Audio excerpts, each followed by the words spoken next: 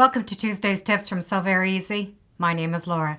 Did you know you could build your own zipper? You can actually buy zippers in long lengths and buy the accessories to build your own zipper. It really is quite simple.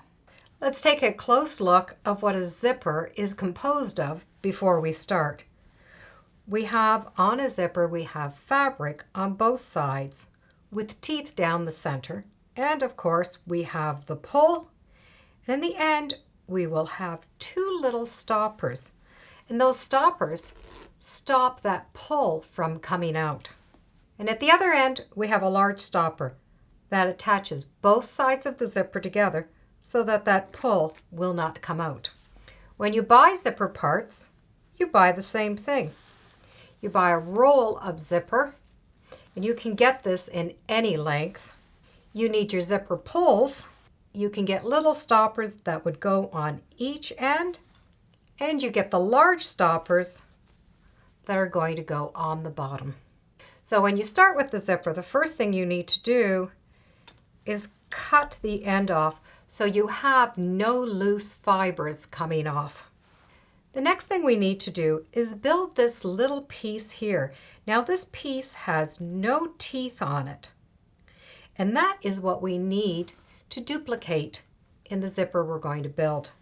So take your zipper and gently pull it apart. And you don't need to go too far. But what you need to do is cut off the teeth. You do not need to cut into any of the fabric. You just need to cut off all of those tiny little teeth. So here are the teeth, and this area here I've cut off. If you're having problems cutting off those teeth, you're going to cut the teeth at the back of the scissors, not from the point. If you try to use the point's just going to push the teeth out of the way. So it's easier if you use the back.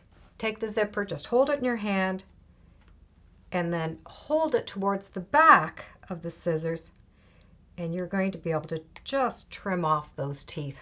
And then do the same thing for the other side.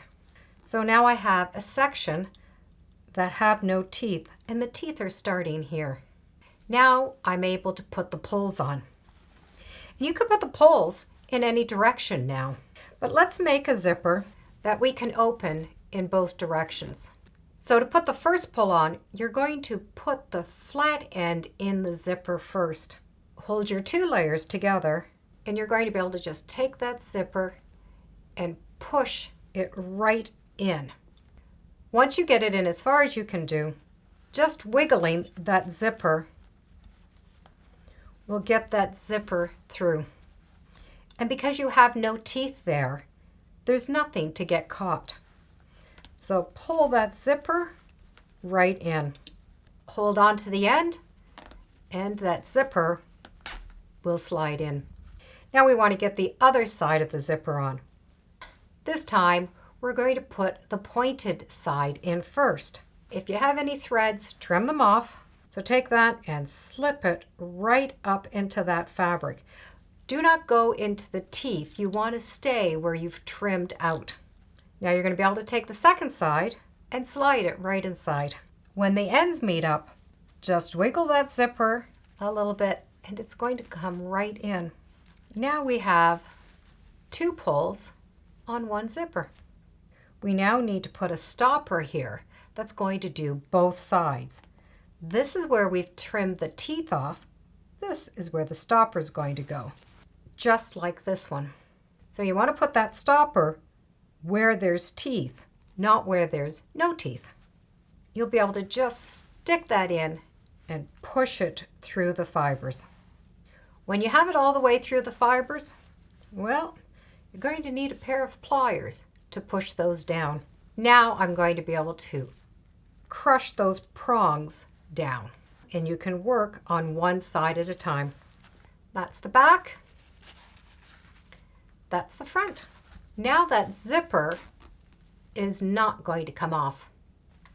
You want to make a zipper that only has the one pull on it.